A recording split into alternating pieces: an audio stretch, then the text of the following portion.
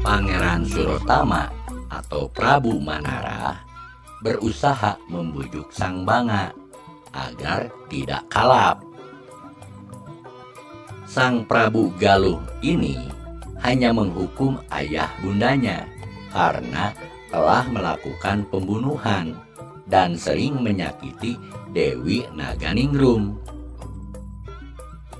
Prabu Manara akan tetap menyayangi Sang Banga seperti kepada adiknya sendiri.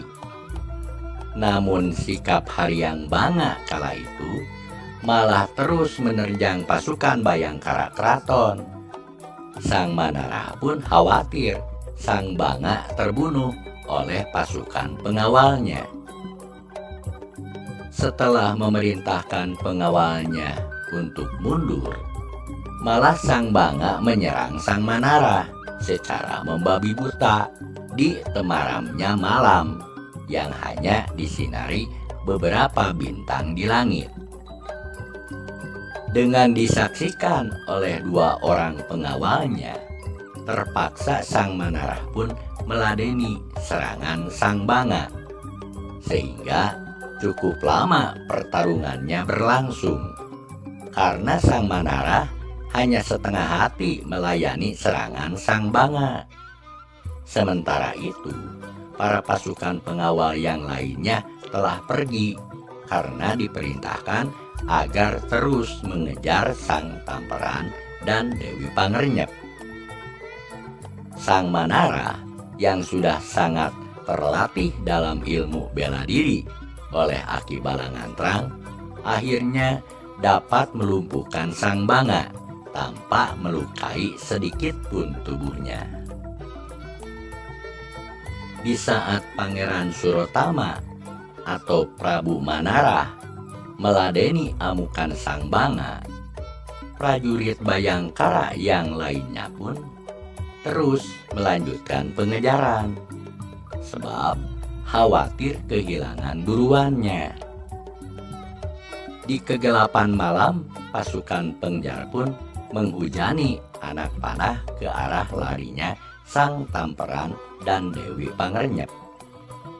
Akhirnya pasukan pengejar pun menemukan dua jasad yang bermandikan darah tertembus beberapa anak panah. Bekas raja dan permaisuri yang sejak kecil akrab dalam kehidupan keraton Sunda Sembawa atau Tanah Kabuyutan sebagai sepasang cicit Tarusbawa ini kini menghembuskan napas terakhirnya berpelukan di Tanah Galuh, tempat ia memadu kasih dan berkuasa. Segeralah jenazahnya diusung para prajurit untuk dikebumikan, sedangkan Sang Banga akhirnya harus ditawan karena terlalu berbahaya bila terus dibebaskan di dalam keraton. Begitu bersuka citanya kerabat keraton Galuh ketika Sang Manara dan pengawalnya membawa Sang Banga dan kedua jenazah Tamperan dengan Dewi Pangernyep tiba kembali di keraton Galuh. Berita kematian Tamperan, Barmawijaya dan Dewi Pangernyep ini akhirnya sampai juga ke Sanjaya di Medang. Alangkah murkanya Maharaja Bumi Mataram ini. Segera ia membawa pasukan dalam kekuatan yang sangat besar menuju Purasaba Galuh. Namun Prabu Surotama, Sang Manara, telah memperhitungkan kemungkinan ini.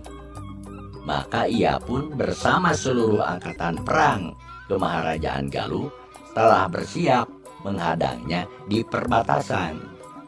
Karena Sang Manara tahu kalau Sanjaya menyerang, pasti selalu membawa pasukan gabungan Bumi Mataram dan Bumi Sambara yang tentu dalam jumlah kekuatan yang besar. Ternyata sesampainya di perbatasan, pasukan besar Sang Sanjaya pun langsung menyerangnya. Maka terjadilah Gotrayuda atau perang saudara di antara keturunan Ureti Kandayun pecah kembali dengan dahsyatnya. Setelah pertempuran beberapa hari, korban bergelimpangan dari kedua belah pihak.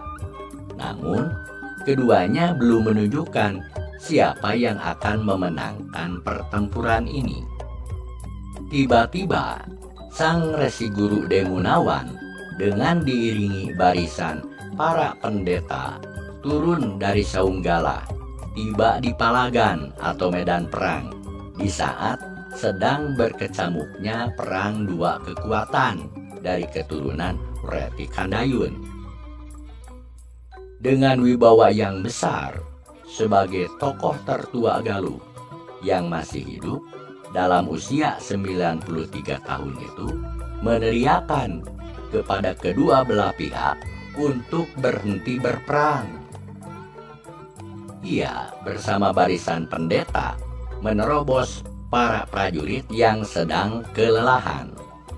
Sang Demunawan pun segera menemui Sanjaya dan Manarah yang sedang berhadapan dalam keadaan yang sudah pada lusuh. Semuanya tertegun menyaksikan Sang Demunawan bersama barisan pendeta dari Saunggala telah berada di tengah-tengah kancah peperangan dan menyerukan kepada kedua belah pihak agar menghentikan pertempuran ini.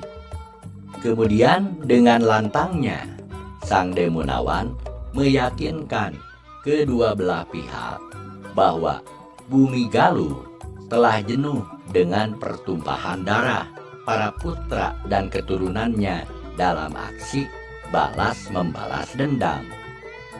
Sedangkan leluhur Galuh mendirikan dan mengembangkannya dengan cucuran keringat dan darah agar damai, merdeka demi kesejahteraan hidup keturunannya. Alangkah sakit hatinya dan tidak bahagia rohnya karuhun kita manakala menyaksikan permusuhan dan pertumpahan darah keturunannya. Kepada kedua belah pihak dimohon untuk menyudahi permusuhan ini, dan Sang Demunawan pun mengundangnya untuk melaksanakan Gotra Sawala di tempat leluhurnya dahulu Mapulung Rahi atau tradisi mengadakan pertemuan.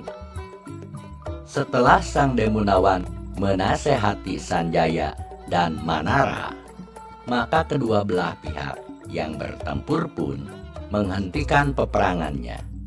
Sang Manara dan Sanjaya pun tertunduk lesu dan menuruti untuk mengikuti pertemuan agar bisa menyelesaikan pertikaian ini. Akhirnya Gotra Sawala Mapulung Rahi yang dipimpin langsung Sang Demunawan tahun 739 Masehi itu mendapatkan kesepakatan dari kedua belah pihak dengan isi perjanjian: 1. Selesaikan permusuhan karena tidak boleh ada paribaksa lagi atau tindakan pembalasan antara keturunan Sunda dan Galuh. Kedua, mengikat persahabatan, persaudaraan dengan saling membantu kebutuhan. 3.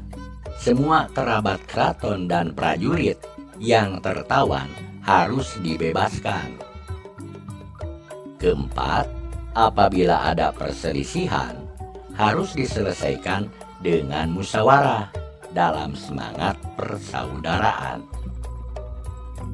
Kelima, harus saling menghormati hak ahli waris yang sah, yaitu Pertama, negeri Sunda di wilayah Barat Citarum dirajai oleh Haryang Banga, sang Tabarasa dengan gelar Prabu Kertabuana Yasa Wiguna Aji Mulia.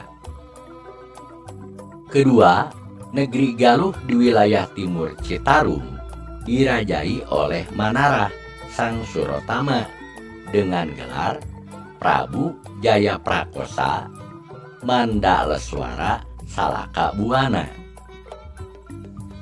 Ketiga, negeri Saunggalah dan kawasan Galunggung diperintah langsung oleh Resi Guru Demunawan.